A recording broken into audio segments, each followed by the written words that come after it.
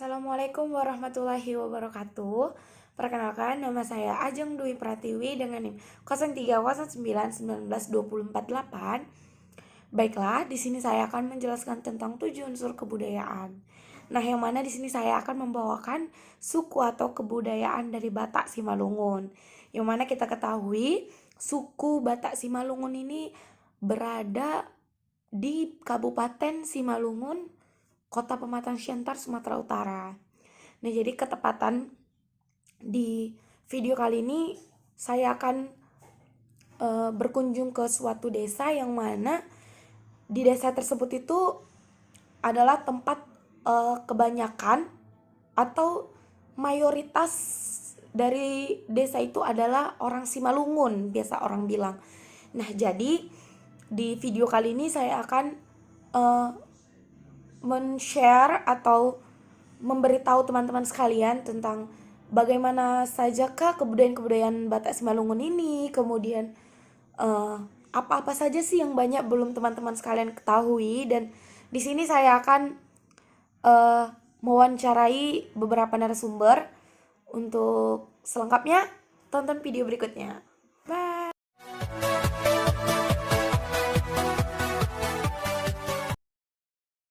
Nah, jadi selanjutnya kita tanyakan kepada Opung. Kalau boleh tahu nama Opung sendiri, nama lengkap? Buyung Damani. Ya. Nah, jadi Opung ini bermarga Damani gitu. Bisa diceritakan mungkin bagaimana bisa ada Kampung Batu Tomo dan kenapa disebut dengan Kampung Batu Tomo gitu? Bolehlah, saya ceritakan asal mulanya Kampung Batu Tomo ini.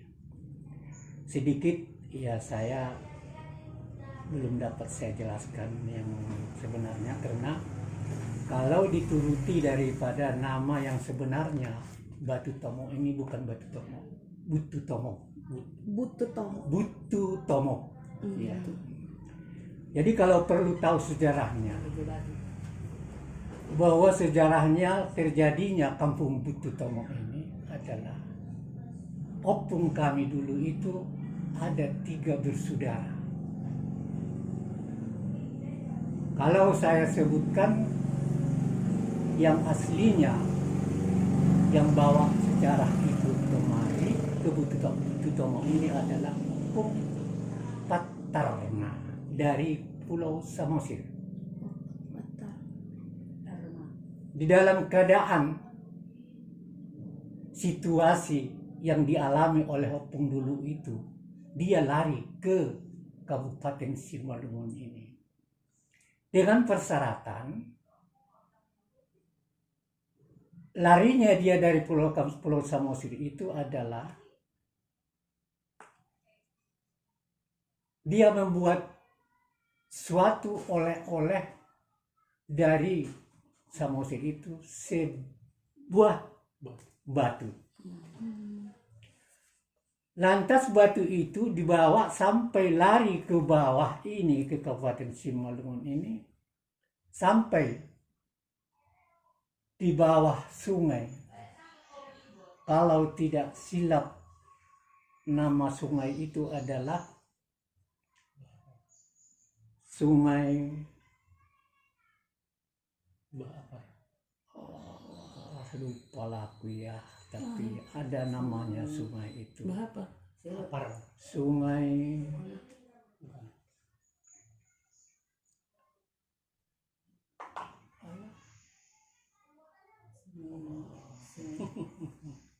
ya. Ya, lebih jelasnya ya saya katakan ya, walaupun ya tidak saya sebutkan nama sungai itu, tapi sudah jelaslah itu dia tiba di bawah di sungai, yaitu di bawah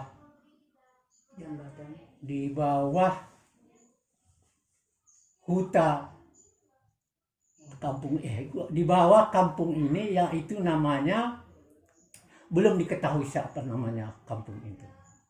Disitulah dia berpikir, karena sudah suntuknya dia berpikir kemana lagi dia melanjutkan perjalanannya. Dia melihat ke atas. Karena itu dia di sungai itu di bawah, ini huta ini adalah di atas. Jadi dia berpendapat, kalau bagaimana lah ya kalau saya buat kampung ini, saya buat nama kampung Butu Tomo. Begitulah dia bilang. Kenapa dia bilang kata Butu Tomo? Karena dia mengingat dia di bawah, kampung ini di atas. Itulah menurut sejarahnya. Jadi setelah itu dia dibentuknya itu nama kampung, lalu dia naik ke atas. Setelah itu, kalau tidak silap, dia itu mempunyai keturunan 3 bersaudara. Maaf kalau yang perempuan saya lupa ingat siapa namanya. Namun kalau yang laki-laki itu adalah termasuk satu Wak Mausin Damani. Jadi yang satu lah yang paling kecil adalah Bapak Udo. Ya, Udo Damani. Ya itu termasuk orang tua dari saya. Kalau diturutin daripada sejarah itu kelahirannya kampung ini, ya setahu saya sebatas sedemikian.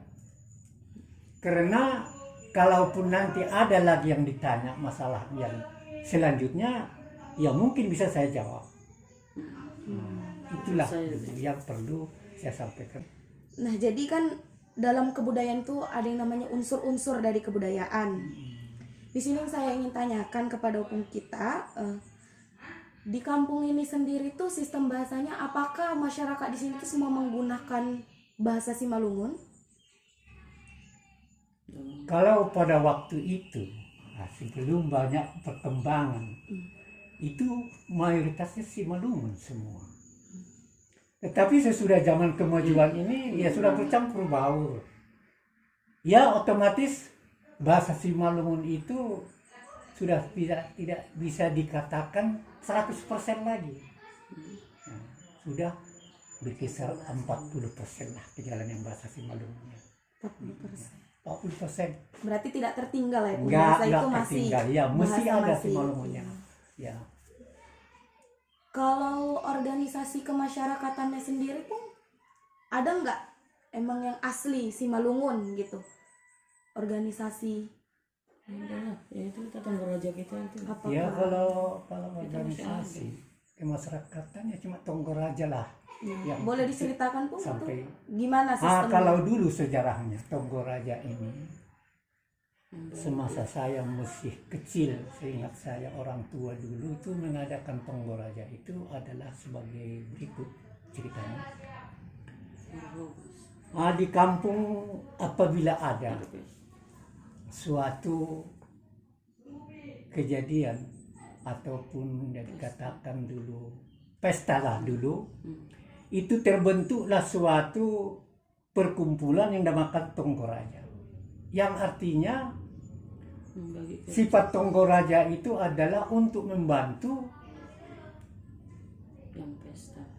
yang pesta di dalam hal menghadapi apa yang dihadapinya untuk berpesta. Namun itu tidak bisa dipulkan bantuan tersebut, hanya sekedar mulanya itu dikatakan dia itu adalah Tonggoroja, sifat membantu. Ya, membantu. Jadi organisasi ini masih berkembang sampai saat ini. Kalau itu ya kalau mesti pada saat ini ya memang kebetulan ya itu mesti ada ikatannya itu, yaitu ikatan Simalungun yang dinamakan Damani Marhite Batu tadi kita katakan, walaupun Damani itu ada juga ujungnya Marhite Batu. Itu masih terbentuk sampai sekarang ini. Walaupun tidak namanya Tonggoroja, tapi sudah dioper alih sedikit menjadi Persatuan Damani. Damani Tiba. Mahite Batu. Itulah sejarahnya. Oke, terima kasih. Kemudian Pung, ini mau nanya lagi kalau untuk sistem pengetahuan Pung. Nah, jadi kan banyak nih yang belum tahu sebenarnya kebudayaan atau dari Batak Simalungun ini banyak yang orang belum tahu keunikannya, mulai dari keseniannya. Nah, boleh Pung diceritakan sedikit kalau seperti, nah saya kan tahu nih sedikit tentang upah-upah nih Pung. Iya. Nah itu kan merupakan sistem pengetahuan yang banyak mungkin di luaran sana belum tahu. Sistematika gimana pertama kali upah-upah itu kok ada sih, kok bisa sih namanya itu kok upah-upah gitu. Nah jadi diceritakan Pung sedikit sebenarnya upah-upah itu apa sih gitu Pung. Baiklah. Kalau di masalah upah-upah, ya sedikit banyaknya mungkin ya ada berlebih ada kurang sedikit saya menceritakannya, karena ya sesuai dengan apa yang saya katakan tadi itu, apabila ada suatu pesta pernikahan itu akan dibuat satu upah-upah. Kalau dikatakan apa itu arti upah-upah, itu adalah sebagai menambah semangat bagi orang yang dinikahkan ataupun yang disunat rasulkan. Jadi itu saja, nggak panjang lebar. Untuk menambah semangat, ya kalaupun ada orang yang mengatakan, ya kalau dalam pernikahan dia sampai-sampai mengatakan, ya buatlah pertemuan kalian ini sebagai pertemuan yang ayam yang telah diatur di atas piring ini. Yang dulunya terpisah-pisah sekarang menjadi satu. Begitulah pengharapan kami selaku orang tua mengharapkan kepada kalian supaya rukun dan damai, satu badan, satu hati. Itulah kalau dulu sebenarnya nggak sampai ke situ ceritanya. Tapi sekarang ini karena zaman modern ini diperpanjang tuh bercaranya. Tapi itu tujuannya hanya untuk membesarkan hati daripada anak yang dinikahkan ataupun disunat rasulkan. Ya. Nah jadi sampai sekarang upah itu sendiri masih berjalan. Masih berjalan. Insya Allah itu mesti dapat dilaksanakan sampai sekarang ini. Dan tidak mungkin bisa dilangkah. Menurut keyakinan daripada saya selaku orang tua mesti hidup. Nah begitu. Kemudian ada juga nih Pung, dari sistem ekonomi masyarakatnya sendiri, kalau untuk zaman dahulu dengan sekarang kan berbeda ya Pung. Iya. Nah kebetulan kita kan hidup di zaman sekarang gitu. Nah kalau menurut Opung melihat dari keseharian masyarakat di sini, penghasilan dari masyarakat sini tuh untuk memenuhi kebutuhannya lebih mayoritas kemana gitu Pung? Apakah bertani ataukah udah banyak yang bekerja keluar kota atau menghidupi keluarganya dengan berdagang gitu. Kalau yang bisa Opung lihat di kampung ini gitu, kampung Simalungun ini. Iya. Kalau sepengetahuan saya, di masa saya memang itu pencarian daripada masyarakat Simalungun yang ada di dusun atau di kampung Butuh Tomok ini hanya bertani. Taninya ya ada kemungkinan berbeda dengan petani sekarang. Kalau dulu itu boleh dikatakan, ya kalau dulu kan ladangnya itu mesti lebar. Tidak terpikir bagaimana cara mengolah supaya mendapat hasil produksi besar. Dia hanya mengharapkan tanaman kerasnya saja. Sampai beberapa puluh tahun. Kalau diturutin daripada umur saya selaku Opung, perubahan sistem pertanian yang ada di Butuh Tomok ini berkisar tahun di atas 50-an lah, baru mulai naik sedikit cara iklim petani, sistem petani. Ya. Ada kemungkinan sudah pakai sistem pemupukan, ya penyemprotan. Kalau dulu belum ada, hanya tanam saja sudah. manual. Tapi insya Allah memang pada waktu itu karena begitu banyak mesti sistemnya bisa berhasil. Bisa berhasil sehingga Membuahkan ya hasil. kalau dipikir ya saya ini sudah jalan 80 tahun ya mesti dapat sehat, dapat bicara, dapat diwawancarai oleh cucu saya. Alhamdulillah. Opung sendiri umurnya sekarang berapa, Bung? 80 jalan. 80 tahun. 80 tahun. Luar biasa ya teman-teman Iya. sekalian.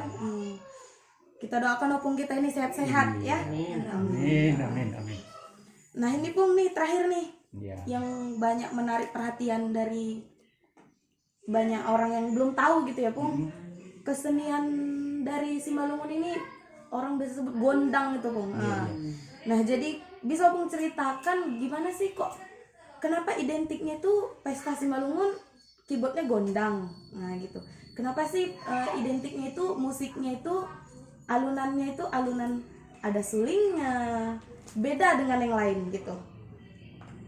Bisa diceritakan Pung? Sedikit ya mungkin saja kalau masa kecil saya itu kebudayaan Simalungun itu mesti asli pakai sarunai Seru.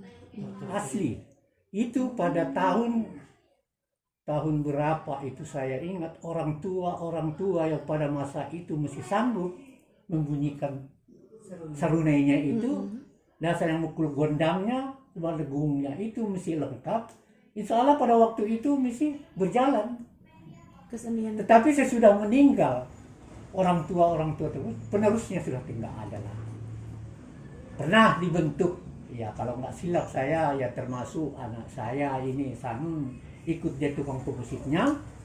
Tetapi ya kemungkinan daripada teman-teman yang lain itu nggak mampu itu menyembul sarunainya itu. Karena sehingga sampai sekarang ini kalau dikatakan punah yang enggak juga karena itu musiknya masih ada lengkap. Tinggal menunggu siapa nanti akan dibentuk pemainnya. Kalau nanti musik berjalan ada Simalungun lagi, begitu maksud saya. Tapi pada sekarang ini ya sebagai pengganti daripada ala tutur tadi itu ya sudah zaman kemajuan dibuatlah suatu keyboard. Kalau di situ memang ada bedanya sedikit, tetapi hampir mirip. Kalau pelaksanaannya ya lebih alunan lagi Simalungun dulu, tutur dulu. Karena musiknya itu nggak ada yang katakanlah musik malas sesuai dengan namanya Simalungun.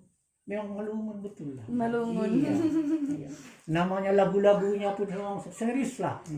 Sehingga kalau sekarang ini orang berpendapat ya karena musiknya begitulah, makanya nggak mau orang-orang meneruskan begitulah. Lebih senang daripada keyboard karena itu musiknya keras, Rancak. rancak. Ya. Jadi namun ya kalau menurut prinsip saya itu ada kemungkinan nanti itu di tahun-tahun belakang ini ya walaupun saya nggak ada masih hidup, ada kemungkinan di antara anak-anak orang tua tersebut itu memiliki jiwa seperti ingin membangun lagi tutur-tutur. Berarti ingin dibangkitkan lagi. Ya. Kalau boleh tahu Pung kan ini yang Ajeng tahu ya Pung. Katanya kalau ada tuh sebutan Sanina, baru apalagi Tondong. Itu urutannya apa itu Pung? Urutannya itu Sanina itu apa? Tondong itu apa gitu loh. Yang dinamakan Sanina itu adalah abang beradik dari laki-laki. Kemudian yang dinamakan Tondong. Ini kalau Tondong ini jangan sembrono ada Tondong yang paling sembrono.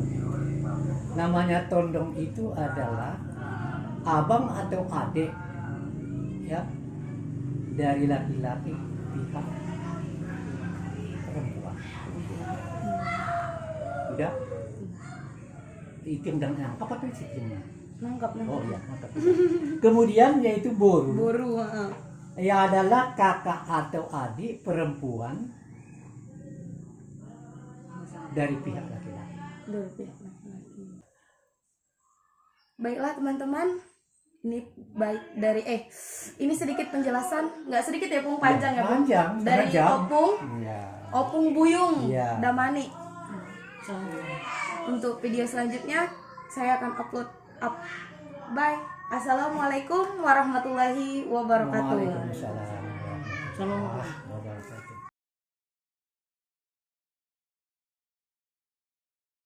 Museum Simalungun adalah sebuah museum daerah yang berada di Provinsi Sumatera Utara. Tepatnya berada di Jalan Sudirman nomor 20 Pematang Siantar, Kelurahan Proklamasi, Kecamatan Siantar Barat, Kabupaten Simalungun. Museum ini mulai dibangun pada tahun 1939.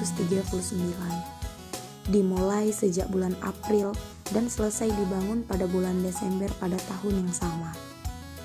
Pembangunan museum ini diharapkan dapat melestarikan budaya Batak Simalungun seperti benda-benda cagar budaya yang bernilai sejarah. Museum Simalungun dan koleksinya dianggap sebagai manifestasi dari kepedulian Raja-Raja Marpitu terhadap generasi yang akan datang untuk tidak melupakan sejarah Simalungun. Museum Simalungun yang pada saat ini, Museum Simalungun dikelola oleh Yayasan Museum Simalungun yang didirikan pada tanggal 27 September 1954 sesuai dengan Akte Notaris nomor 13 tahun 1954. Sejarah Museum Simalungun. Pada mulanya, Museum Simalungun disebut sebagai Rumah Pusaka Simalungun. Museum ini merupakan hasil dari rapat harungguan yang dihadiri oleh tokoh-tokoh penting di Kabupaten Simalungun, seperti Raja-Raja Simalungun, Kepala Distrik, Tungkat, tokoh masyarakat, hingga tokoh pemerintahan setempat yang diadakan pada tanggal 14 Januari 1937. Saat pembangunan selesai dikerjakan, museum diresmikan dengan upacara adat Simalungun, yaitu pada tanggal 3 April 1940.